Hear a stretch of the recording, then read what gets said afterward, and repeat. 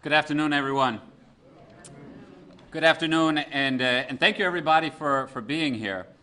In particular, I want to start off by recognizing just two amazing individuals and leaders who have brought us to this place.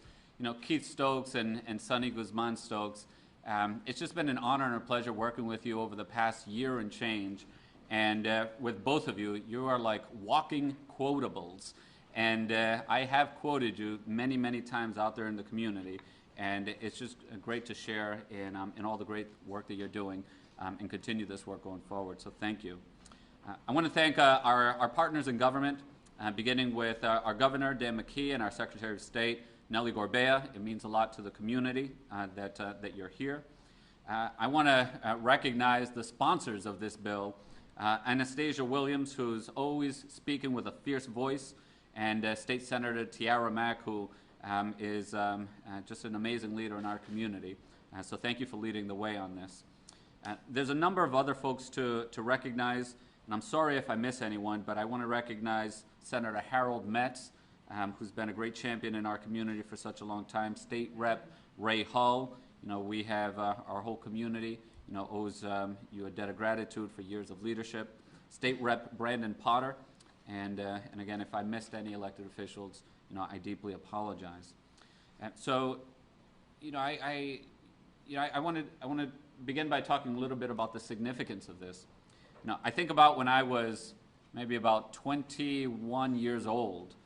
I was trying to figure out what to do with my life, and someone recommended to me for the first time in my life. They said, "Have you ever thought about law school?" And I completely wrote it off.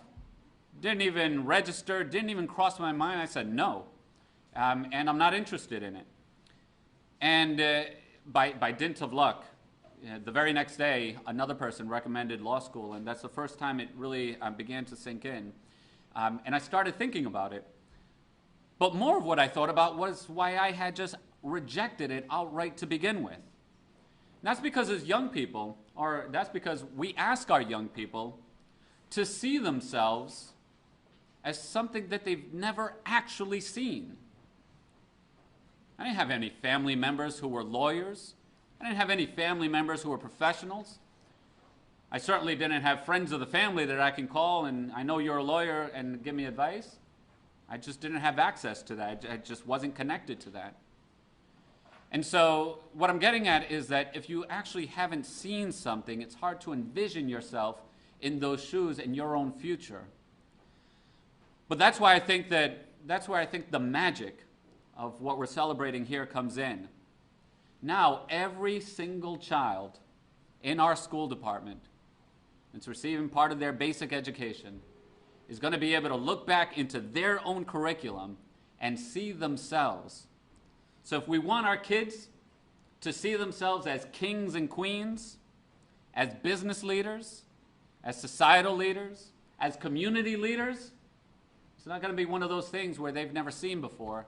They're going to have a long history of experience learning about it inside of our schools.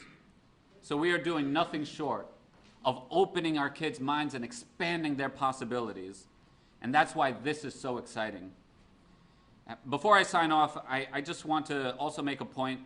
You know, this conversation takes place within a larger conversation about critical race theory. And there's just been so much consternation about, you know, what are we teaching our kids? Well, make no mistake about it. This is about teaching our kids our own history. That's it. There's nothing complicated about that.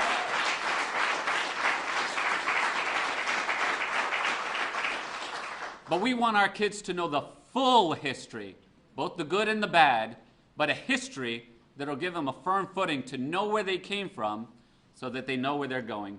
So congratulations and thank you all for this work.